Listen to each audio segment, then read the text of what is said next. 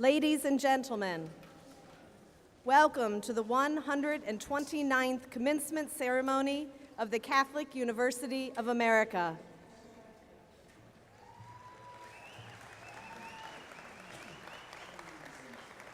The academic procession has formed around stately McMahon Hall and has begun to move down Senior Walk. We invite you to take your seats or otherwise position yourselves to welcome the graduates, faculty, administration, and honored guests of the Catholic University of America. Please clear the main walkway to accommodate the procession. This is a proud moment for parents, spouses, friends of our graduates, and for the Catholic University of America. Please all rise and remain standing to greet with jubilation the academic procession and our graduating class of 2018.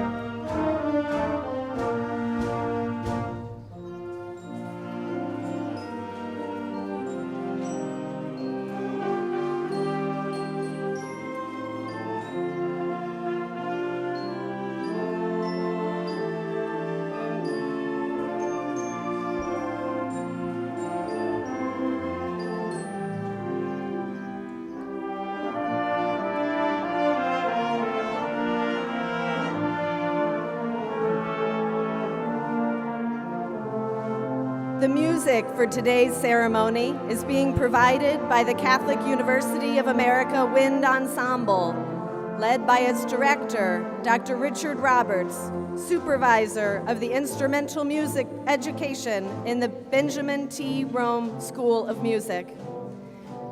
The commencement procession will be led by the University Marshal, Dr. Therese Ann Bruart, professor in the School of Philosophy.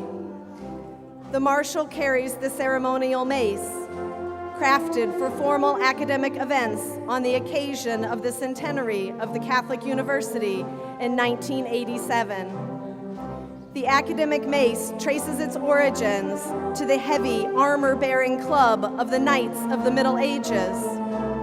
In the less militaristic climate of the Educational Academy, the mace, a symbol of the faculty and students, announces by its presence that those who follow bear the power of higher knowledge, which will dispel the darkness of ignorance and oppression more certainly and peaceably than will weapons of war. Behind the mace-bearing marshal will follow the academic procession in the following order: principal flag bearers, candidates for first undergraduate degrees, master's degree candidates, doctoral degree candidates, then professional librarians, faculties of the academic schools of the university, each led by a senior faculty member appointed by the dean of that school, members of the administration, and finally, the dais guests, who include the rector of the Basilica of the National Shrine of the Immaculate Conception, Monsignor Walter Rossi, the rector of Theological College, the National Seminary of the Catholic University of America, Reverend Gerard D. McBrarity of the Society of St. Sulpice, the Provost and Dean of the Pontifical John Paul II Institute for the Studies of Marriage and Family, Reverend Antonio Lopez of the Missionaries of St. Charles Borromeo, the University Chaplain, Father Jude D'Angelo, Order of Friars Minor Conventual, the President of the CUA Alumni Association, Mr. Rashawn Martin, University Vice Presidents, the Deans of the Faculties of the University,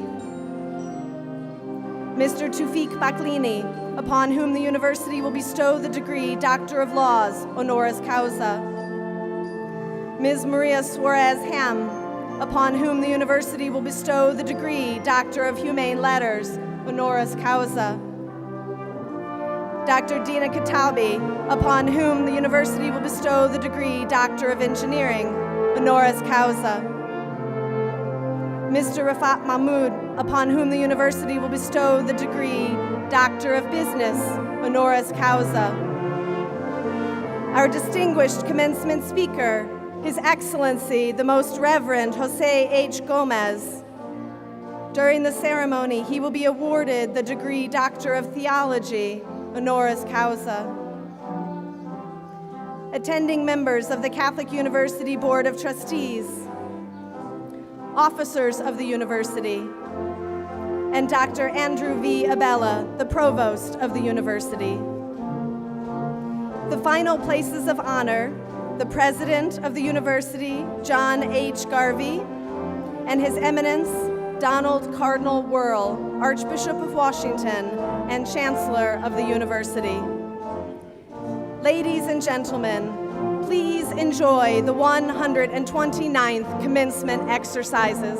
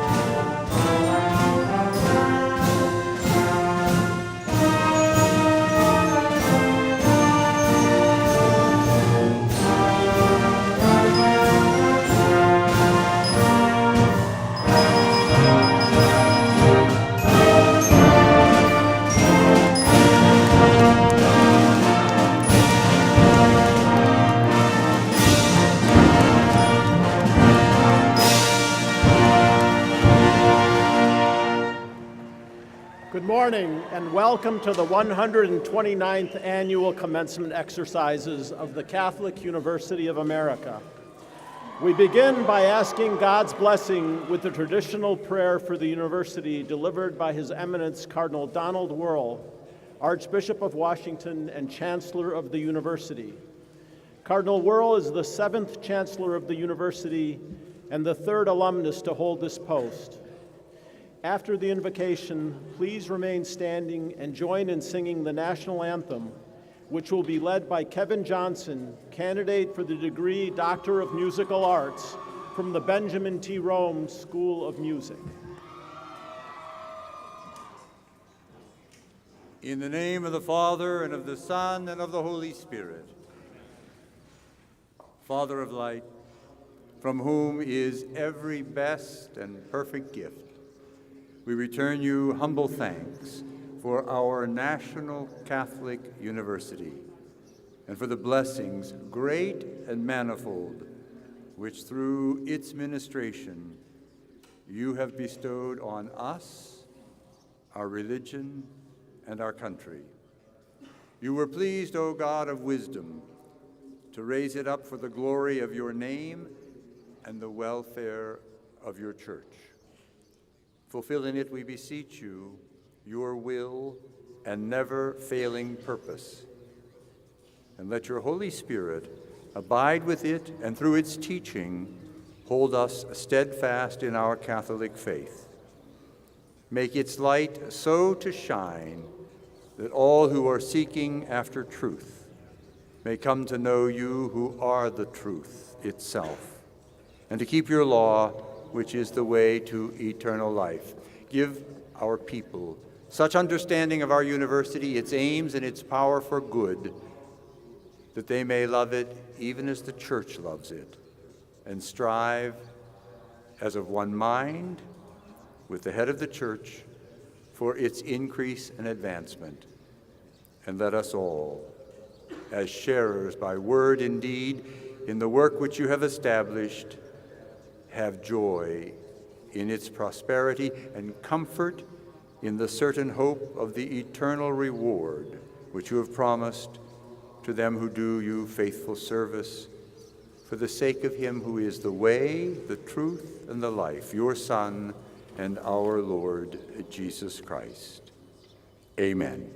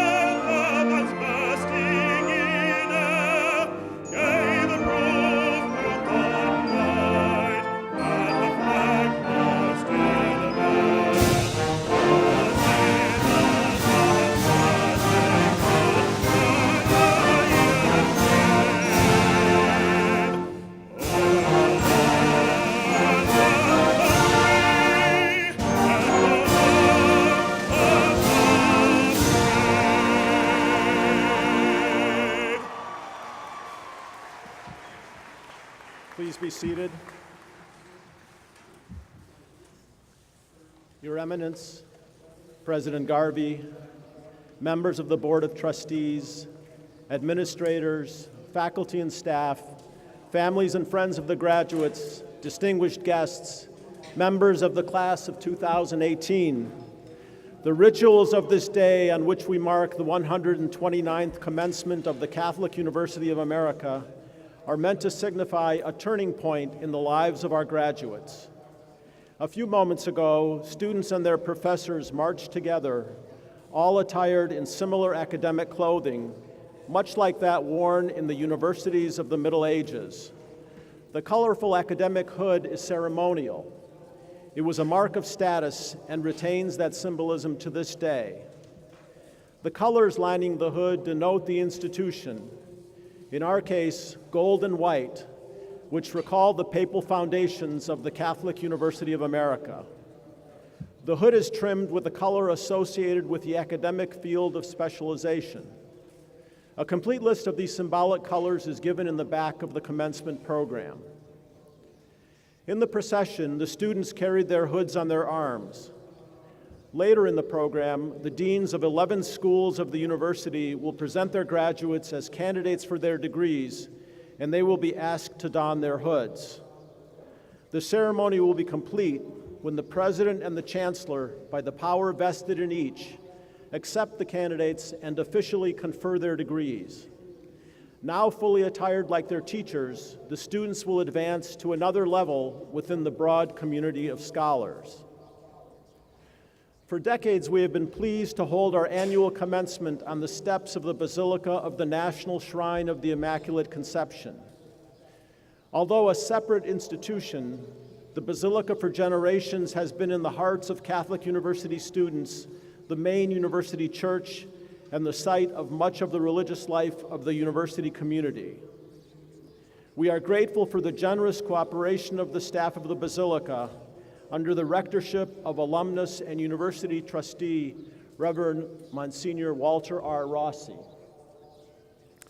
It is my pleasure at today's ceremony to welcome the senior administrators of the university.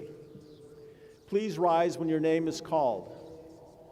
Dr. Andrew Villabella, Provost of the University. Mr. Robert M. Spector, Vice President for Finance and Treasurer. Dr. Michael S. Allen, Vice President for Student Affairs. Mr. Scott P. Rembold, Vice President for University Advancement. And Mr. Lawrence J. Morris, Chief of Staff and Counselor to the President. Also with us this morning, in addition to the Chancellor, the President, and the Rector of the Basilica, are 6 other university trustees. Ms. Leanne Joyner Brady of Skillman, New Jersey, and an alumna of the class of 1978. Deacon Stephen J. Caneb of Southampton, New Hampshire. Mr. William McInerney, Esquire, of Franklin Lakes, New Jersey, and an alumnus of the class of 1977. Dr. Antonio Enrique Segura of Washington, D.C. Monsignor Peter Vahi, a priest of the Archdiocese of Washington, and Mr. Michael P. Warsaw of Birmingham, Alabama, and an alumnus of the class of 1986. We also have 2 emeritus trustees joining us today, Bishop Gregory Mansour, Eparchy of St. Mary, and Ms. Andrea Rohn of Washington, D.C. We welcome our trustees and thank you for your presence here today.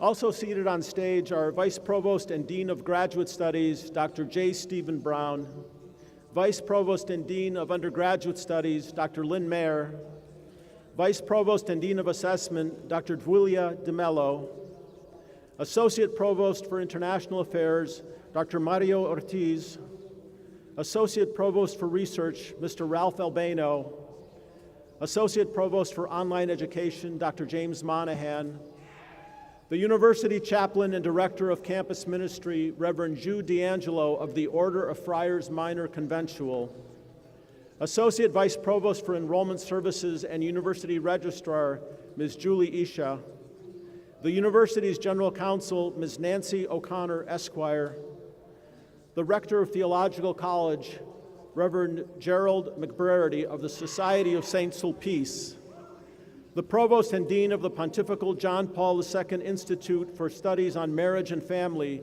Reverend Antonio Lopez of the Missionaries of St. Charles Borromeo, and the University Marshal, Dr. Therese Ann Drouart from the School of Philosophy. It is now my pleasure to introduce the President of the Catholic University of America's National Alumni Association, Mr. Rashawn Martin, to assist in the presentation of our first award. Mr. Martin.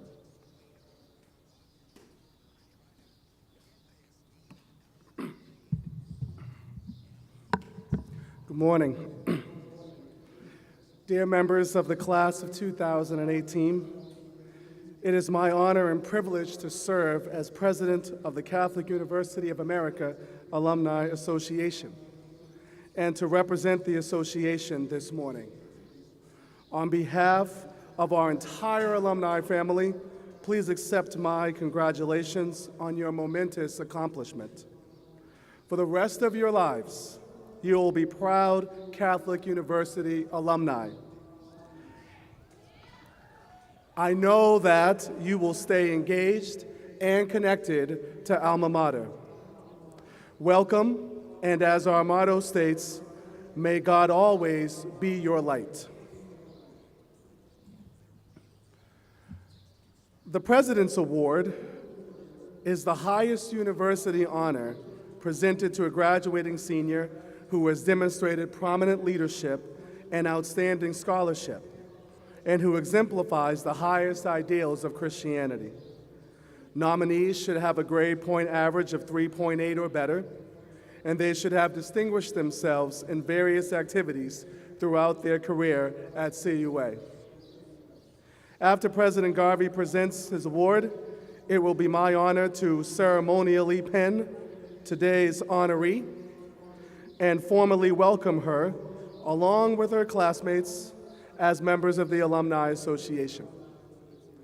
Alumni pins for all graduates will be distributed at the individual school diploma distribution ceremonies. I ask Taylor Stone of the class of 2018 to please join President John Garvey and me at center stage for the conferral of the President's Award and the ceremonial pinning. Taylor? The President's Award recognizes a commendable student leader who is an outstanding scholar, has had a positive impact on the community, and exemplifies the highest ideals of Christianity. Taylor Stone is an example of outstanding virtue, character, and leadership. Today, Taylor will be awarded a Bachelor of Science in Psychological and Brain Sciences with a triple minor in Biology, Neuroscience, and Religious Studies. What is even more impressive is that she has earned a cumulative GPA of 3.9. Taylor is a woman of faith, service, love, and intelligence. She has dedicated her undergraduate years to serving the university community as student minister and on the Habitat for Humanity Executive Board. She balanced her passion for both organizations with time for two important activities in her day: prayer and exercise. She even offered a weekly program to her Opus Hall residents called Jim and Jesus. Passion for Habitat runs thick in Taylor's veins. She is motivated by pure joy, joy in the activities of the work and joy in the concrete nature of service for others. She is a true servant leader. Under her guidance, the number of Habitat's spring break trips increased to 5, the most ever. She was also the driving force behind the first Catholic Habitat International trip. In addition to serving as a student minister, she took on the leadership role of manager for resident ministers. Her ability to listen to her fellow ministers created a loving and supportive community. Another example of her successful leadership was the 2017 Homecoming Charity Ball, which set the record for largest attendance and highest revenue in the event's history. Taylor always puts the people she serves first. She leads by example, listens with respect, acts with integrity, speaks with compassion, and serves with humility. Her faith is not one that is preached through words, but through the way she leads, listens, and assists in simple and everyday actions. It is for these reasons that we honor Taylor Stone with the President's Award.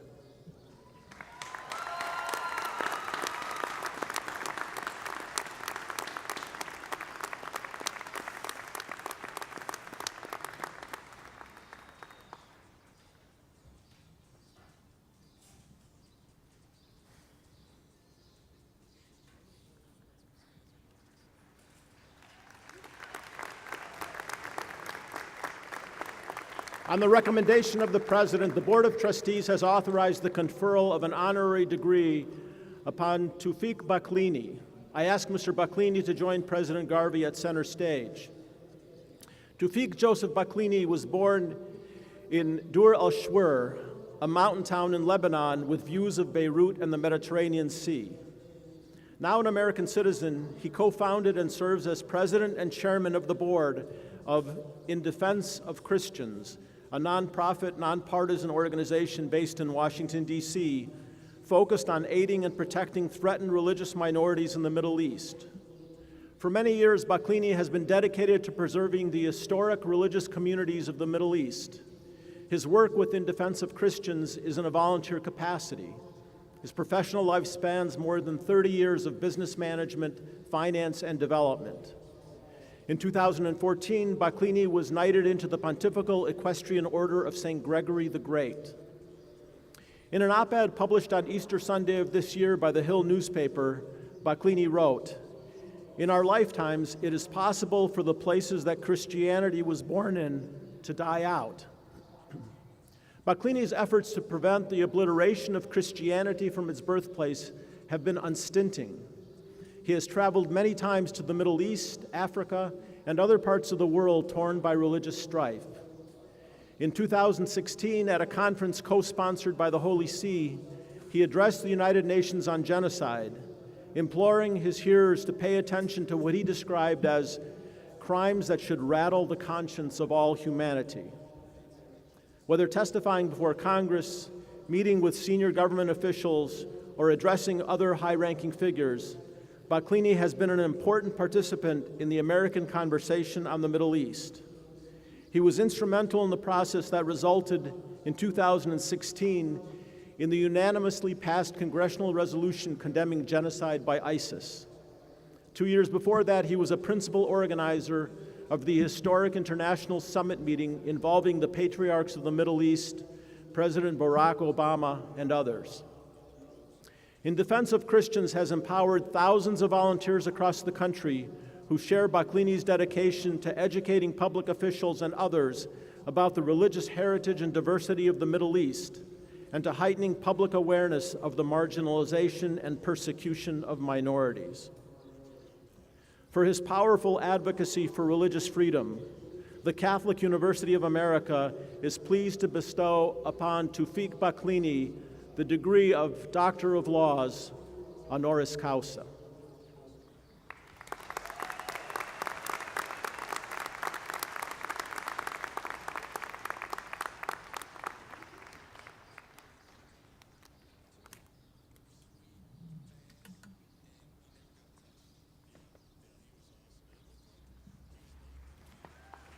On the recommendation of the President, the Board of Trustees has authorized the conferral of an honorary degree upon Maria Suarez Ham.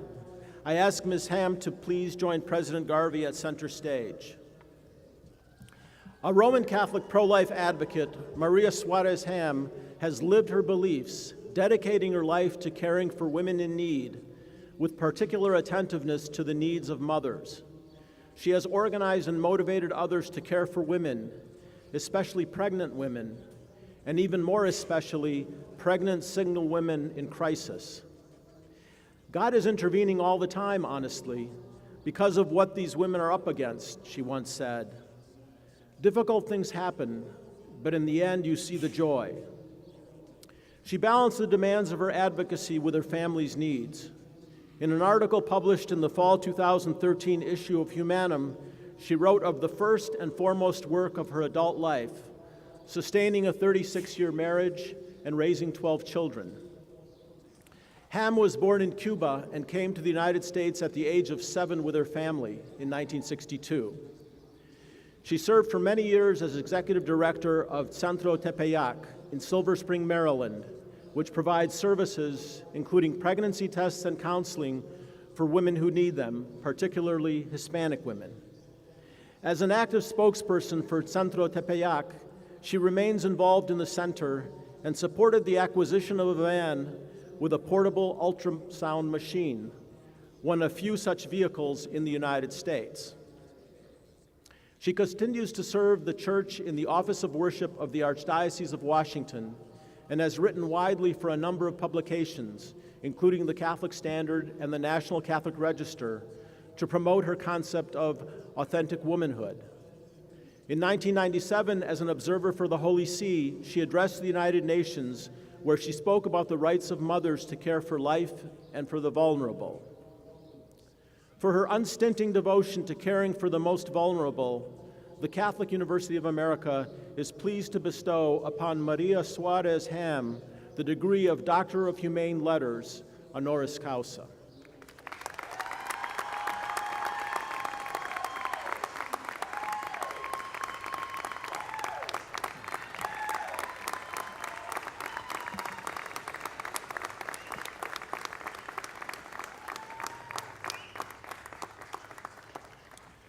On the recommendation of the President, the Board of Trustees has authorized the conferral of an honorary degree upon Dina Katabi.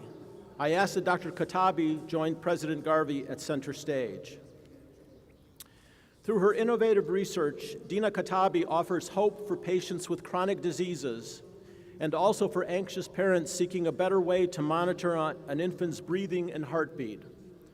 Her work's many other practical applications include making life easier for the elderly and their caregivers.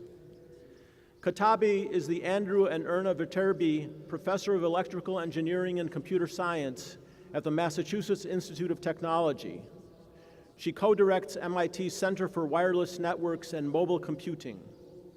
In 2013, Katabi won a MacArthur Fellowship, or Genius Grant, given annually to individuals who display extraordinary originality and dedication in their creative pursuits.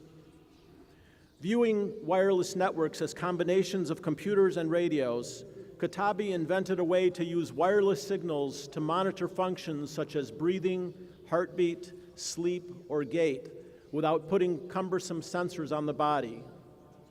Caregivers can be alerted to problems by phone, text, or email. Wireless signals can be used to detect movement or brain signals, potentially helping many people with sleep disorders, Alzheimer's disease, Parkinson's disease, and depression. Katabi's work will reduce the number of hospitalizations for people with chronic diseases, decrease the cost of health care, and improve outcomes for patients. I draw on advanced mathematical models to deliver practical solutions, Katabi has said. The goals of her research are to make networks more efficient, reliable, and secure, and to develop new applications. An example of the latter would be putting X-ray vision on cell phones, an application that could enable firefighters to see through walls. As an example of the former, she developed a security program to prevent malicious persons from hacking into pacemakers. Katabi was born in Damascus, Syria, where she received a bachelor's degree in 1995. In 1998 and 2003, respectively, she received her master's and doctoral degrees in computer science from MIT. She joined the MIT faculty soon after. Apart from the MacArthur Fellowship, her many other awards include the Association for Computing Machinery, ACM Computing Prize, and the ACM Grace Murray Hopper Award. Dr. Katabi is also a member of the National Academy of Engineering. For her visionary efforts to solve real-world problems using cutting-edge technology, the Catholic University of America is pleased to bestow upon Dina Katabi the degree of Doctor of Engineering, honoris causa.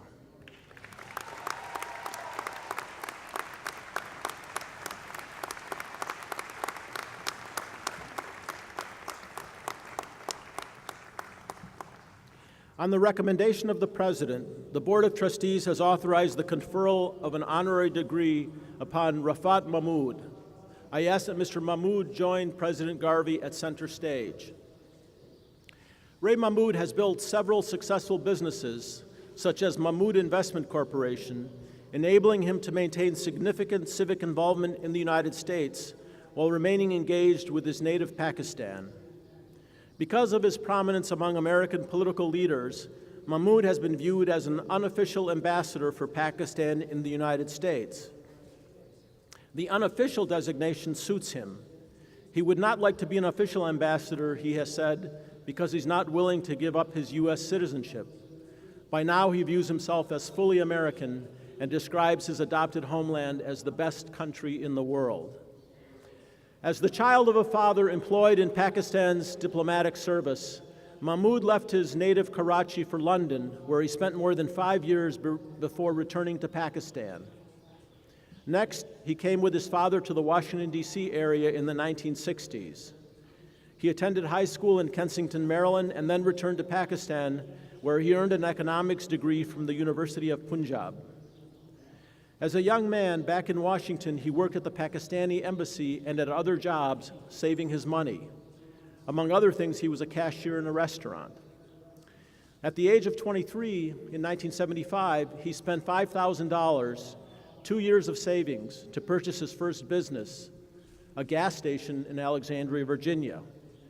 The following year, he started investing in real estate, beginning with residential townhouses and then investing in commercial. Today, most of the work is focused on real estate investments and development. His bride-to-be, Shaista, from Lahore, Pakistan, joined him here, and they eventually had 4 children, including their youngest daughter, Shiza Mahmood, a proud Catholic University graduate. Around the time their first child was born, Mahmoud took his wife on a tour of the Mount Vernon area. One day he told her, "If we can afford it, we'll buy a house here." Today they frequently entertain guests at their Mount Vernon estate. Mahmoud has been described in Washingtonian magazine as, quote, "a master of backroom diplomacy who knows how to bring the right people together, and a big player in South Asian foreign policy. He has formed friendships with people on both sides of the political aisle and has hosted interfaith iftars, the meal with which Muslims break their daily fast during Ramadan. He says he is living the American dream. For his understanding of the importance of interfaith relations and his generosity in building bridges between cultures, the Catholic University of America is pleased to bestow upon Ray Mahmoud the degree of Doctor of Business, honoris causa.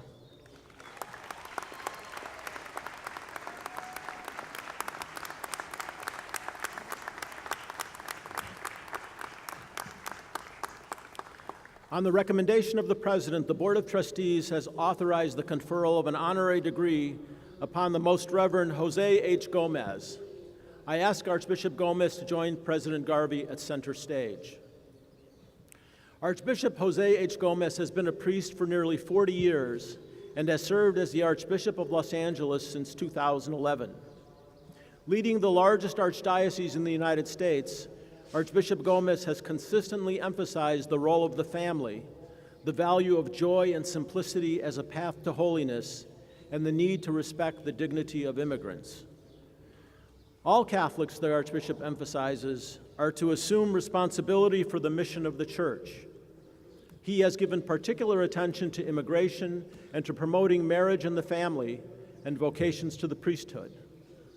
In 2013, he published the book Immigration and the Next America, Renewing the Soul of Our Nation, in which he wrote, "The Catholic vision of America has been deeply marked by our experience as an immigrant church." The Archbishop's other books include Men of Brave Heart, The Virtue of Courage in the Priestly Life, and A Will to Live, Clear Answers on End-of-Life Issues. He speaks and writes often on issues of importance to the Church and to American society. His byline has appeared in the Vatican newspaper L'Osservatore Romano, the Wall Street Journal, the Huffington Post, and many other publications. As a founding member of the Catholic Association of Latino Leaders and ENDAO, which stands for Educating on the Nature and Dignity of Women, Archbishop Gomez has been instrumental in promoting the leadership of Hispanics and women in the Church and in American society. He is currently serving a 3-year term as Vice President of the United States Conference of Catholic Bishops, and he has served on various boards and commissions, including as Chairman of the Committee on Migration from 2010 to 2013. In 2012, Pope Benedict XVI chose him to participate in a month-long meeting of bishops on the new evangelization for the transmission of the Christian faith. In 2015, Archbishop Gomez represented the United States Catholic bishops at the World Meeting of Families and at the Synod of Bishops on the vocation and mission of the family in the Church and in the contemporary world. Archbishop Gomez was born in Monterrey, Mexico, and later became a naturalized citizen of the United States. He was ordained a priest of the Opus Dei prelature in 1978 and served in the Archdiocese of San Antonio, Texas, and also in a parish of what was then the Diocese of Galveston, Houston. In 2001, he was named an auxiliary bishop for the Archdiocese of Denver, where he served until Pope John Paul II named him Archbishop of San Antonio in February 2005. He was awarded his STD, or Doctorate in Theology, in 1978 after earning undergraduate degrees in accounting, philosophy, and theology. Archbishop Gomez's episcopal motto is, "Let us go forth with confidence to the throne of grace." For his dedicated service to the Church and his profound example of living one's faith and witnessing to those in need, the Catholic University of America is pleased to bestow upon Jose H. Gomez the degree of Doctor of Theology, honoris causa.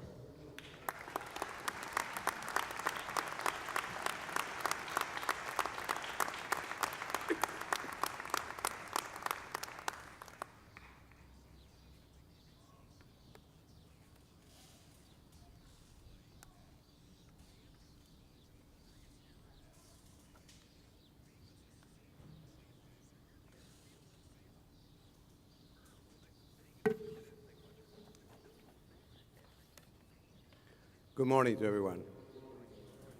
I brought you some California weather, but I forgot to bring my Mexican hat. So, dear friends and dear class of 2018, it is a joy and honor for me to celebrate this wonderful day with you and your families. First of all, I would like to thank President Garvey and the Board of Trustees of CUA for granting me this honoris causa degree. It is an unexpected honor and a source of joy. And I also want to congratulate the ones that are also got the honorary degree today. We are all grateful to President Garvey, the Board of Trustees, and also the Catholic University of America family. So, it is an honor for me to share this podium with these distinguished Americans. What a witness. We are truly a nation that thrives on the gifts of peoples from every land. 3 years ago, I had the privilege to be here when Pope Francis canonized St. Junipero Serra. It was a historic moment. The first time that a Catholic saint was being canonized on American soil. And it's interesting to think, St. Junipero Serra never even saw Washington, D.C. He was a Hispanic missionary who came out from Mexico to preach and build in California. And he never left there. The United States of America was not even established as a nation until the final years of his ministry. But the Pope made this decision to canonize Father Serra in our nation's capital because he believes we should remember him as one of our nation's founding fathers. My dream is that one day we will take that seriously in this country. Because I believe that when we do, we will begin to understand the story of America, begin to understand this nation's meaning and purpose.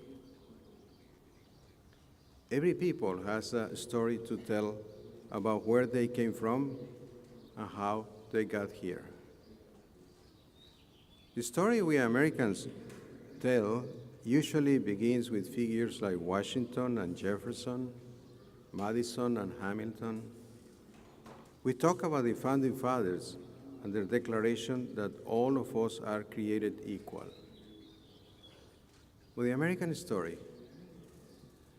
started long before that, at least 200 years earlier, Migrant missionaries were getting the native peoples of the Southwest as brothers and sisters, from Florida to California, sharing with them the most precious gift they could imagine, the gift of knowing the living God.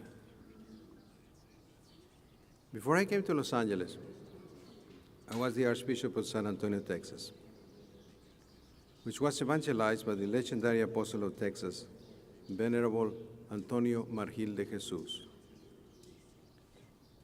This year, San Antonio, the city of San Antonio, is celebrating its 300th anniversary. The city was founded on May 1st, 1718. So our Christian roots run deep. We don't think about it this much, but it is worth remembering. The first not indigenous language spoken in this country was not English, it was Spanish.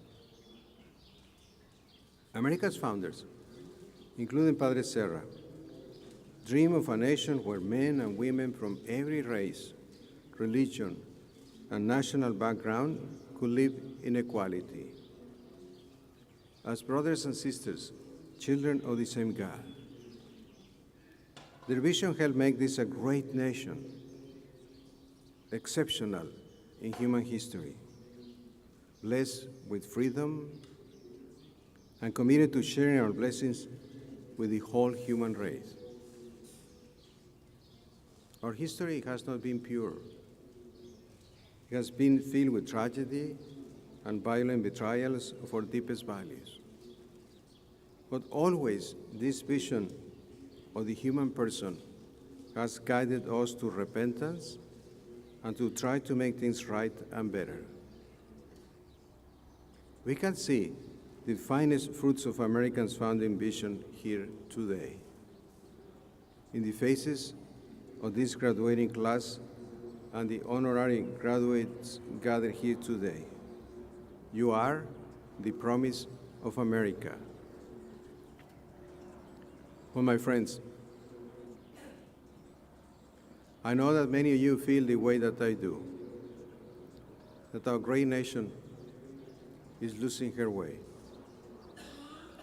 My dear graduates, you are entering an American society that is more anxious and more bitterly divided than I have ever seen in my lifetime.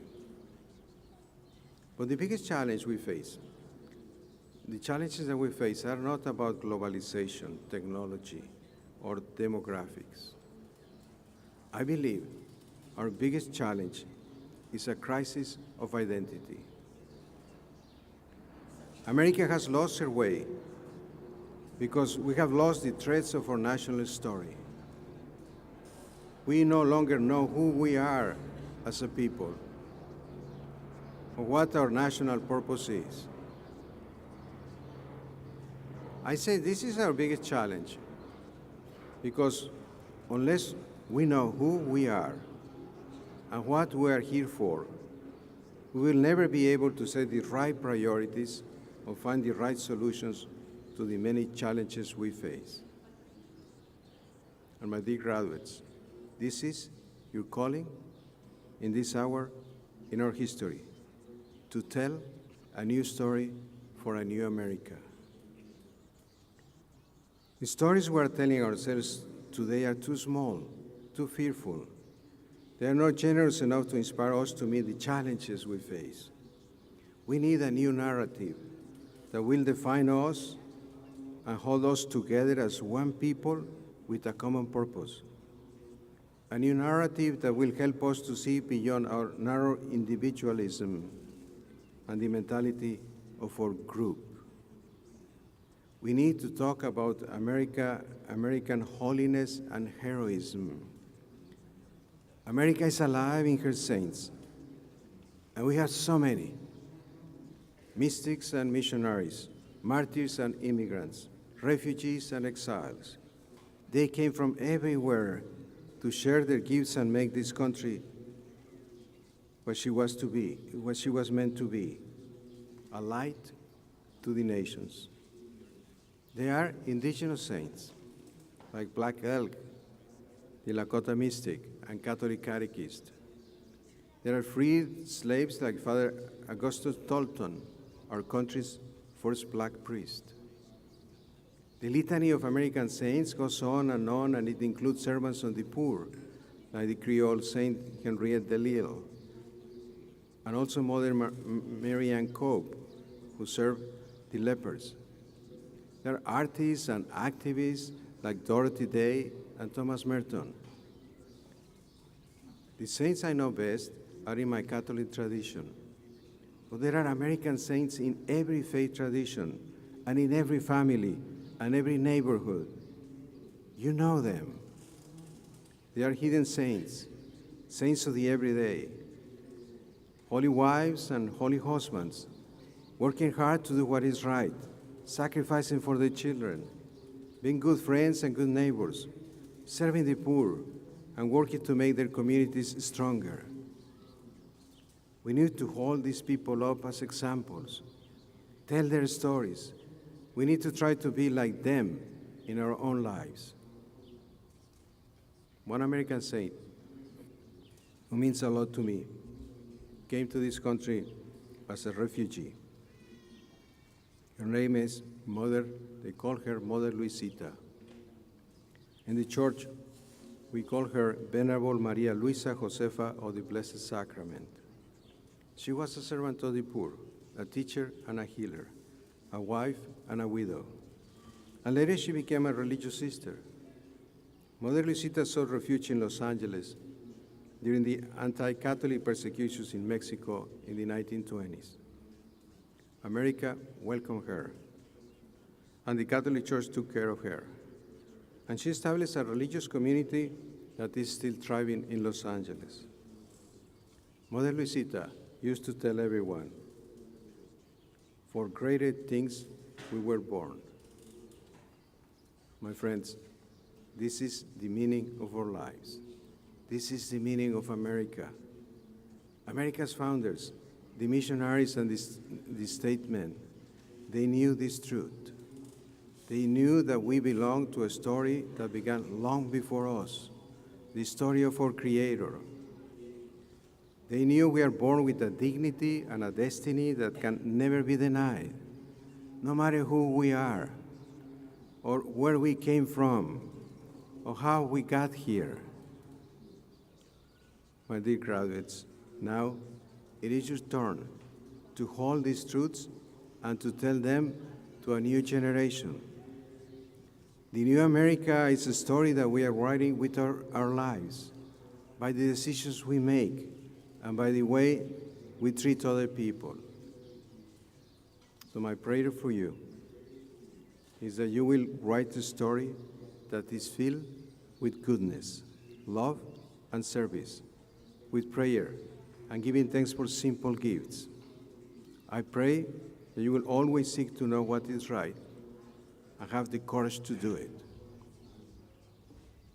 People will tell you that this vision is naive, that it doesn't pay, that we are too far gone for all that. Don't believe them. The American story is not over yet. It continues in you and in me. We can still rely on the protection of divine providence. We can still open our door with confidence to people who are yearning to breathe free. We can still practice politics with malice toward none and charity for all. We are made for greater things. Congratulations, class of 2018. I'm glad to be part of the Cardinals family. So go Cardinals. And may God bless you and your families and our great country. Thank you for listening.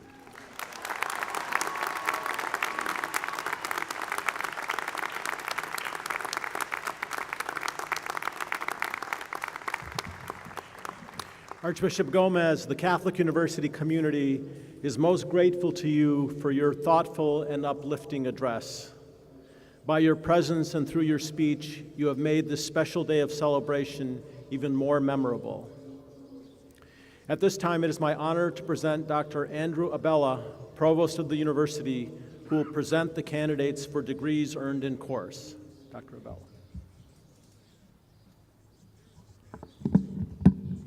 Now, candidates for degrees earned in course will next be presented to the President and the Chancellor by the Deans of the Schools of the University. Honors for undergraduate academic achievement earned by the candidates are noted in the printed program. As I introduce each Dean, the degree candidates from the respective school should rise to be presented. Academic hoods should not be donned until the formal conferral of the degrees by the Chancellor and the President. The Dean of the Tim and Steph Bush School of Business and Economics, which was founded in 2013, Mr. William Bowman. Would all degree candidates from the Bush School please stand up?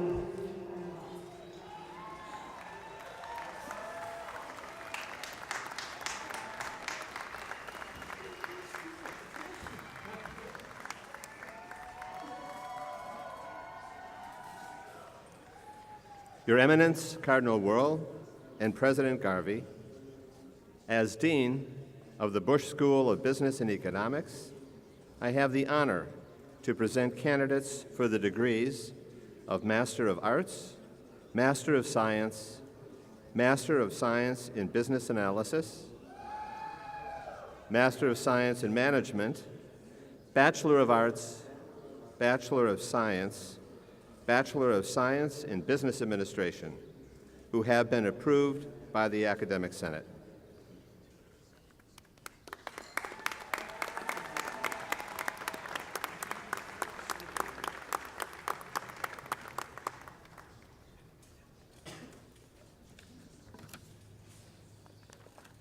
The Dean of the School of Architecture and Planning, founded in 1992, Professor Randall Ott.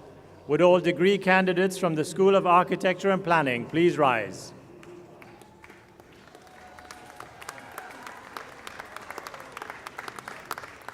Your Eminence, Cardinal Wuerl and President Garvey, as Dean of the School of Architecture and Planning, I have the honor to present candidates for the degrees of Master of Architecture, Master of Science in Sustainable Design, Master of Science in Facilities Management, Master of City and Regional Planning, and Bachelor of Science in Architecture, who have been approved by the Academic Senate.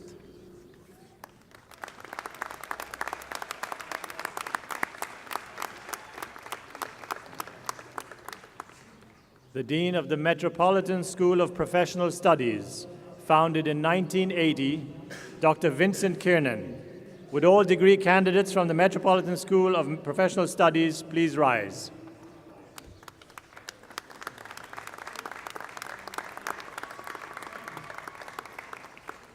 Your Eminence, Cardinal Wuerl and President Garvey, as Dean of the Metropolitan School of Professional Studies, I have the distinct honor to present our outstanding candidates for the degrees of Master of Arts, Master of Science in Management, Bachelor of Arts in Information Technology, Bachelor of Arts in Interdisciplinary Studies, Bachelor of Arts in Management, and Associate of Science, who have been approved by the Academic Senate.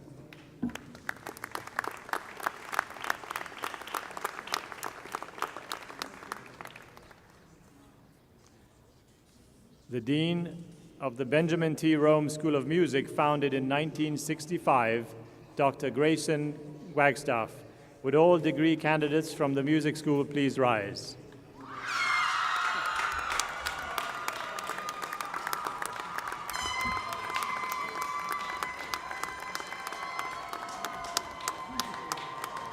Your Eminence, Cardinal Wuerl and President Garvey, as Dean of the Benjamin T. Rome School of Music, I have the honor to present candidates for the following degrees earned in course: Doctor of Philosophy, Doctor of Musical Arts, Master of Music, Master of Music in Sacred Music, Master of Arts in Teaching, Bachelor of Music, and Bachelor of Arts, all of whom have been approved by the Academic Senate.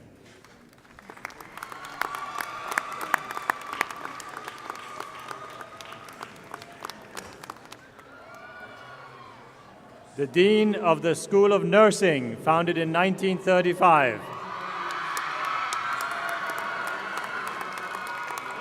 Dr. Patricia Mcmullen. I don't know if you ask them to rise.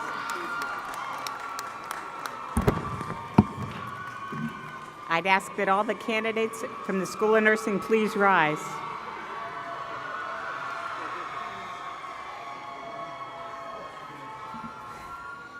Your Eminence, Cardinal Wuerl and President Garvey, as the Dean of the School of Nursing, I have the honor to present these most enthusiastic candidates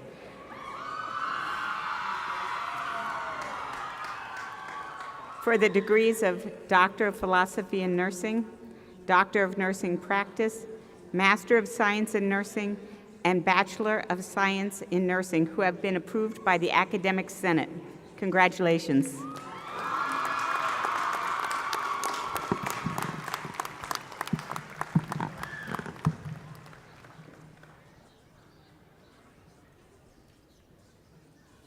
The Dean of the National Catholic School of Social Service, founded in 1934, Dr. William Rainford.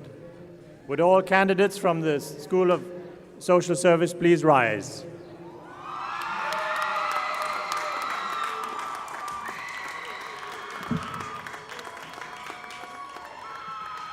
Your Eminence, Cardinal Wuerl and President John Garvey, as Dean of the National Catholic School of Social Service, I have the honor to present candidates for the degrees of Bachelor of Social Work, Master of Social Work.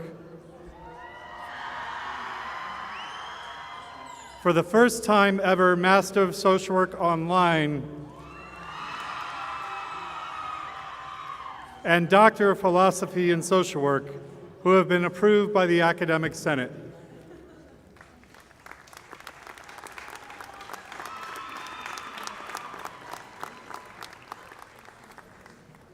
The Dean of the School of Engineering, founded in 1930, Dr. John Judge. Would all engineers please rise?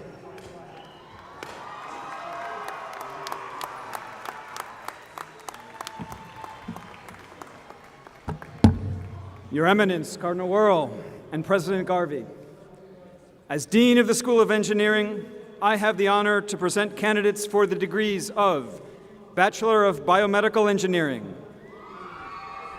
Bachelor of Civil Engineering, Bachelor of Electrical Engineering, Bachelor of Mechanical Engineering, Bachelor of Science in Computer Science, Master of Science, and Doctor of Philosophy, who have been approved by the Academic Senate.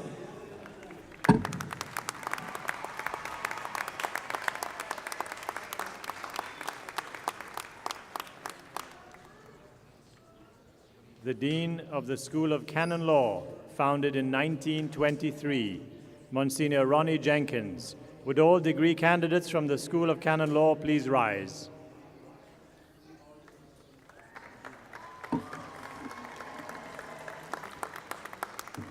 Your Eminence, Cardinal Wuerl and President Garvey, as Dean of the School of Canon Law, I have the honor to present candidates for the degrees of Master in Church Administration, Licentiate in Canon Law, and Doctor of Canon Law, who have been approved by the Academic Senate.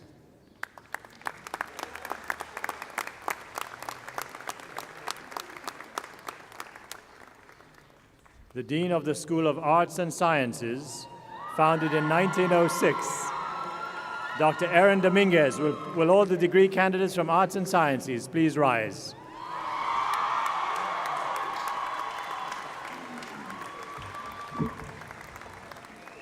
Your Eminence, Cardinal Wuerl and President Garvey, as Dean of the School of Arts and Sciences, I have the honor to present candidates for the degrees of Doctor of Philosophy, Master of Arts, Master of Arts and Juris Doctor, Master of Fine Arts, Master of Science in Information and Technology, Master of Science in Library and Information Science, Bachelor of Science, and Bachelor of Arts, who have all been approved by the Academic Senate. Congratulations.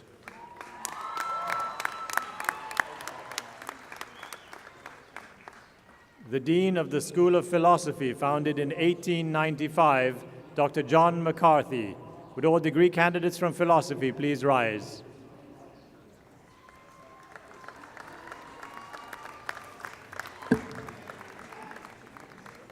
Your Eminence, Cardinal Wuerl and President Garvey, as Dean of the School of Philosophy, I have the distinct honor to present candidates for the degree of Bachelor of Arts, Bachelor of Philosophy, Master of Arts, Licentiate in Philosophy, and Doctor of Philosophy in Philosophy.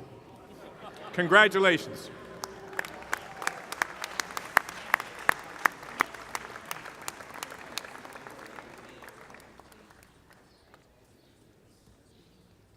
The Dean of the School of Theology and Religious Studies, founded in 1889, Reverend Mark Barosevich. Would all degree candidates from Theology and Religious Studies please rise?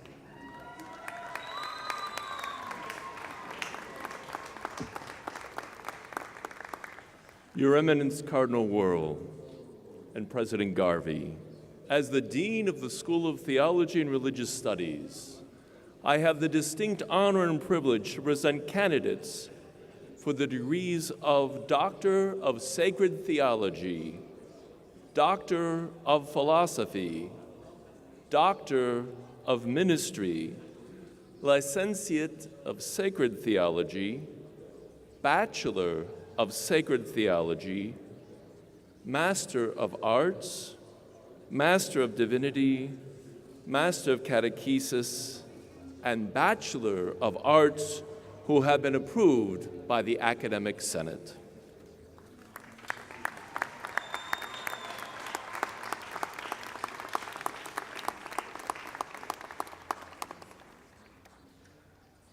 Also at this time, I'd like to recognize Professor Dan Attridge, Dean of the Columbus School of Law, founded in 1899.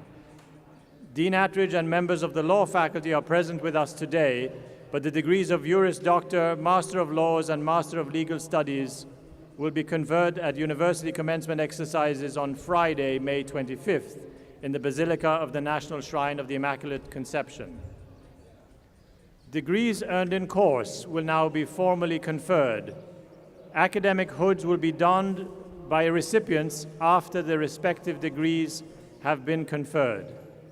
First, His Eminence, the Chancellor of the University, will confer the ecclesiastical doctoral degrees earned in course. Will all those receiving ecclesiastical doctorates please stand? All those receiving ecclesiastical doctorates, please rise.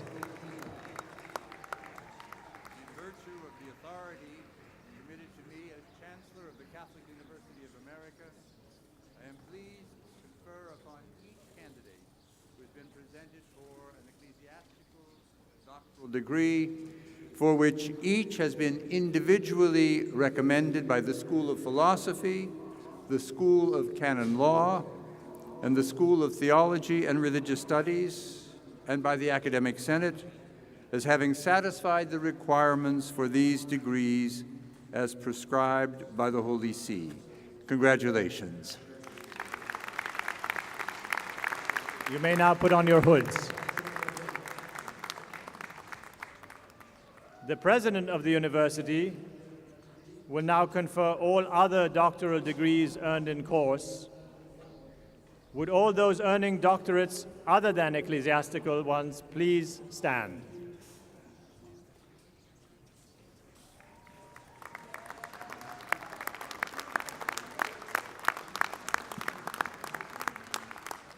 In virtue of the authority committed to me as President of the Catholic University of America, I'm pleased to confer upon each of you the doctoral degree for which you have been individually recommended by your several schools and by the Academic Senate. Congratulations to you all.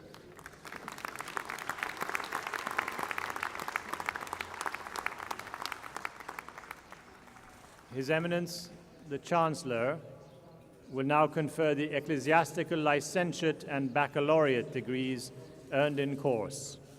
Will all those receiving ecclesiastical degrees other than doctorates please stand? In virtue of the authority committed to me as Chancellor of the Catholic University of America, I am pleased to confer upon each candidate the ecclesiastical degree for which each has been individually recommended by the School of Philosophy, the School of Canon Law, and the School of Theology and Religious Studies, and by the Academic Senate as having satisfied the requirements for these degrees as prescribed by the Holy See. Congratulations. You may now don your hoods.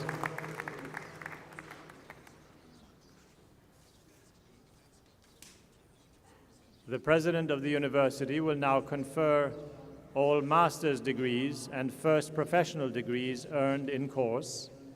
Would all those earning master's and first professional degrees please stand?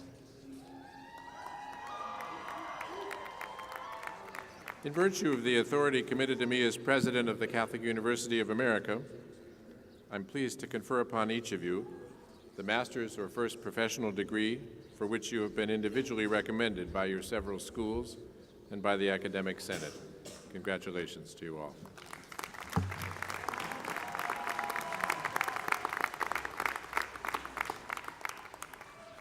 Will all those receiving baccalaureate degrees please stand? That should be lots of you.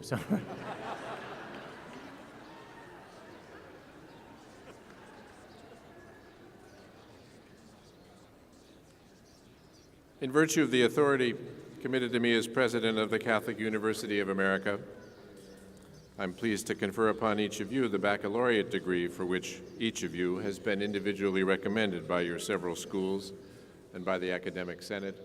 Congratulations.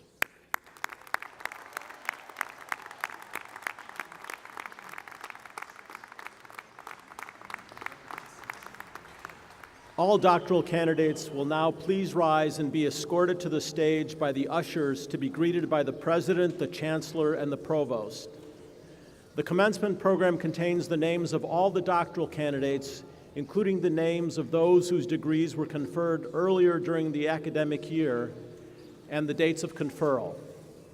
From the Benjamin T. Rome School of Music, Christopher Adam Booth, Jonathan Van Caudel, Alexandra Chappell, Timothy Joseph Hilbert, Kevin Daniel Johnson, Ye Sul Kim, Sang Wook Ko, Un Ah Ro, Angelina Un Young Shumway, Jang Yo Yu.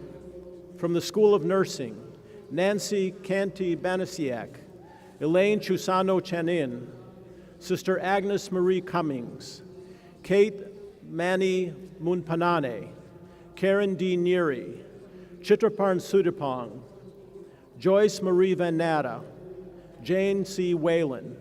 From the National Catholic School of Social Service, Anthony Lawrence Cox, Ryan Patrick Hanlon, Elizabeth Lean, Chad J. Majerus, C. Janelle Nanavati, in memoriam, Erica Lynn Rodke.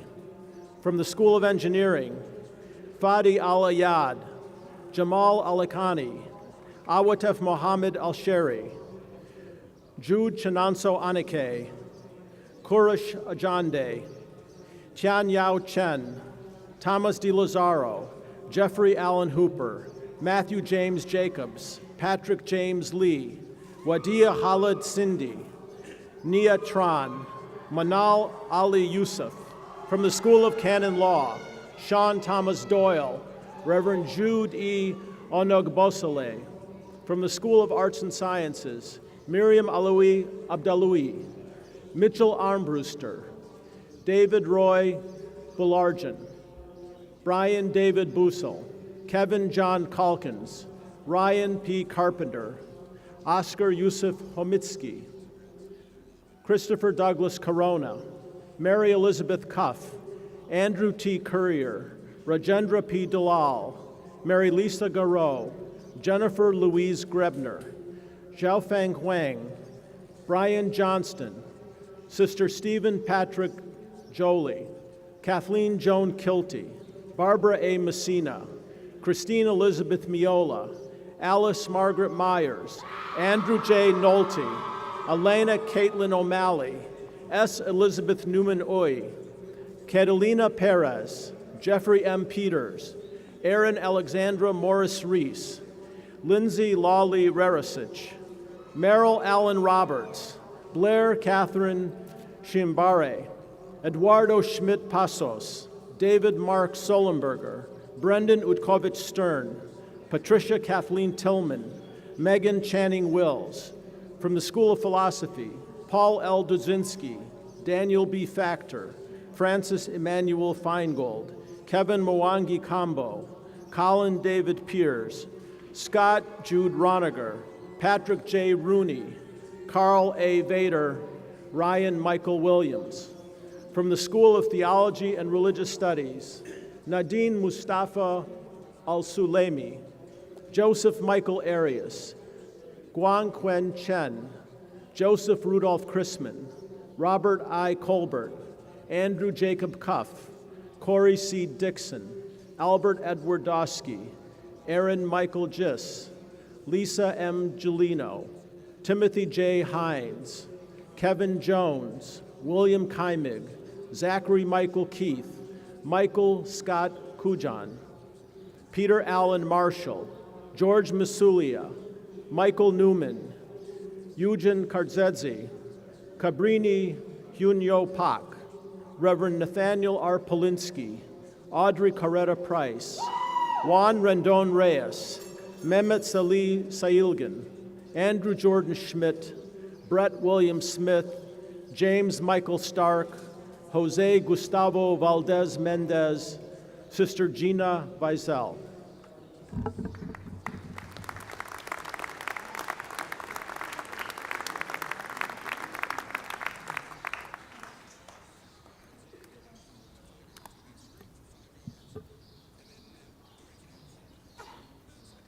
My wife and I have moved a lot during the course of our marriage. Wherever we move, we bring with us an old painted canvas that we had made some years ago, and it hangs in the entryway of our house. It says, "Let all guests be received as Christ."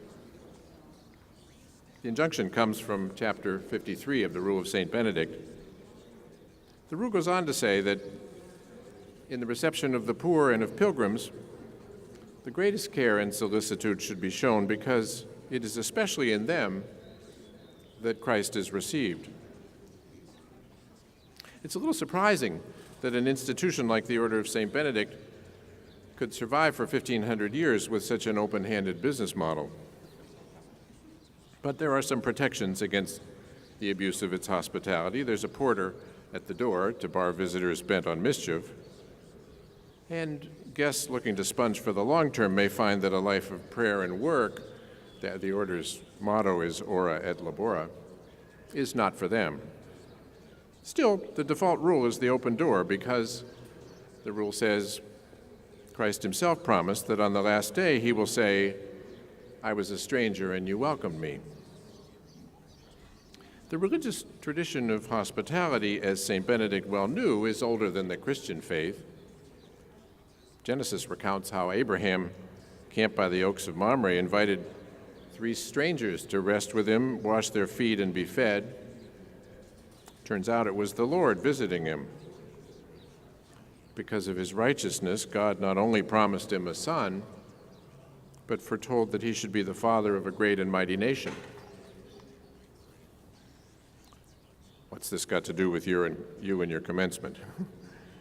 You might take it as advice about how to vote on a hot political issue.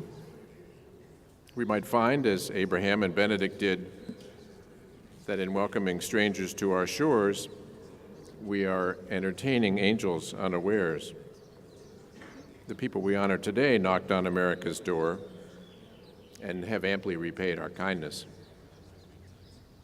We need to be careful about transposing rules for religious communities to the United States Code. Thomas Aquinas wisely observes that human law does not prescribe all acts of virtues.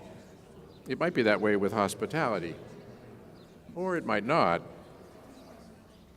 But let me suggest that you begin by considering how it applies to your own lives. You are moving out of your parents' home, or so they hope. You're also leaving the familiar embrace of your alma mater for the wide world, where nearly everyone is a stranger. Henry Nouwen, one of my wife's favorite spiritual writers, observed that in our world, the assumption is that strangers are a potential danger and that it's up to them to disprove it. In fact, he goes on to say, we have protected our apartments with dogs and double locks, our buildings with vigilant doormen, our roads with anti-hitchhike signs, our subways with security guards, our airports with safety officials, our cities with armed police, and our country with an omnipresent military. He recommends that we begin the practice of hospitality by opening our hearts.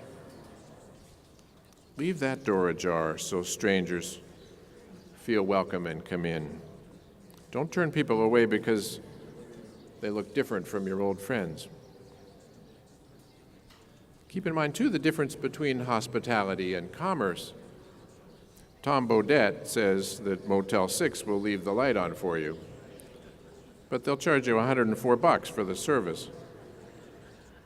Hospitality makes no demands on the guest.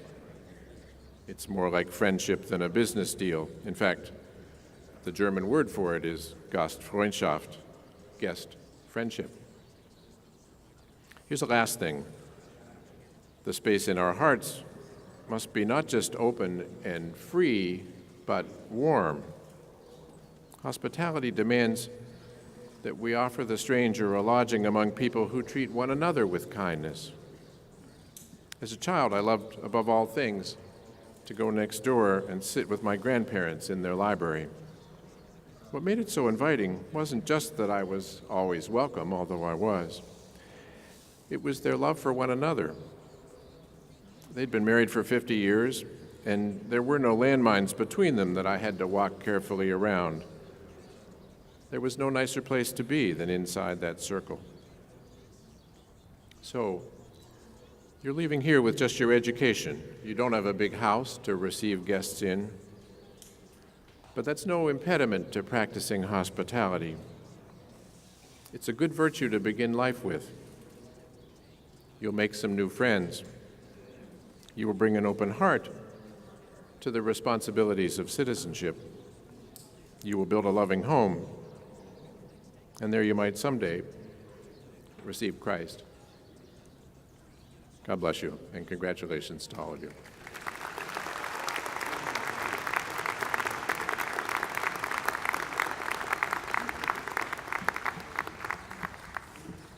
At the conclusion of the commencement exercises, all guests are asked to remain in their places until after the recessional. Undergraduates of the School of Arts and Sciences will remain in their seats for the conferral of baccalaureate diplomas, which will begin immediately following the recessional. A schedule and map for the individual diploma ceremonies was distributed to all along with your program. After the singing of the alma mater and the benediction, which will be offered by the University Chaplain, Reverend Jude D'Angelo, the President and Chancellor will lead the recessional and will be followed by the officers of the university, the faculties, and the other members of the class of 2018.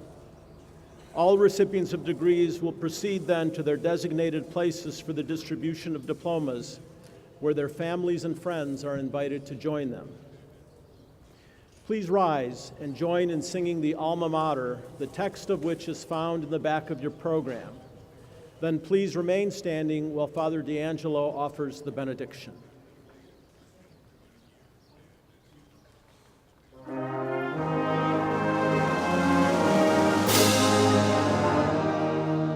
Alma mater, thee we hail.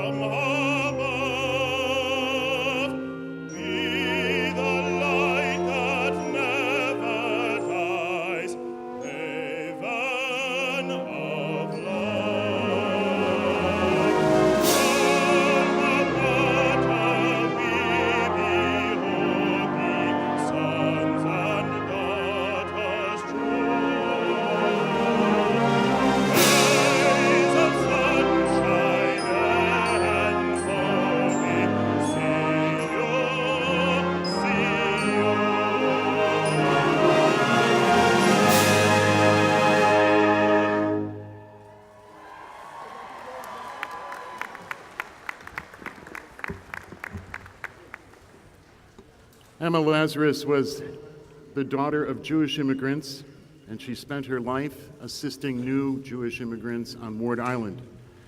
She is most remembered for her words that were taken from her poem, The New Colossus, that grace the Statue of Liberty.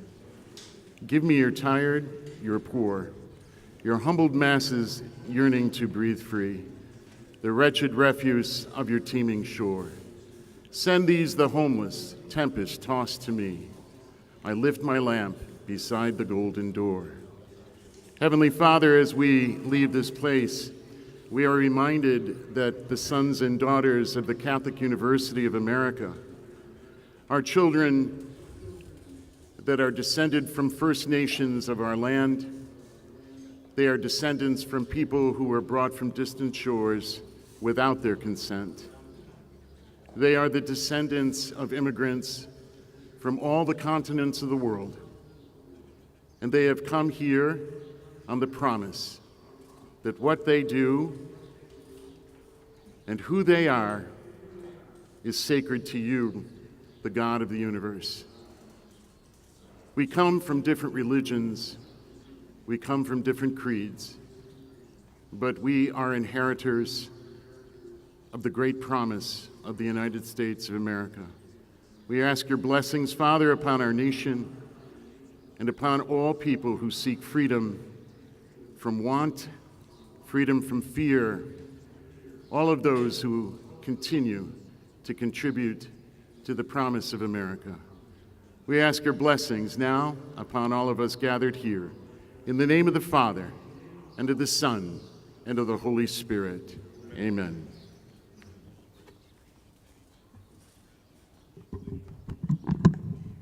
Congratulations to all our graduates and their families.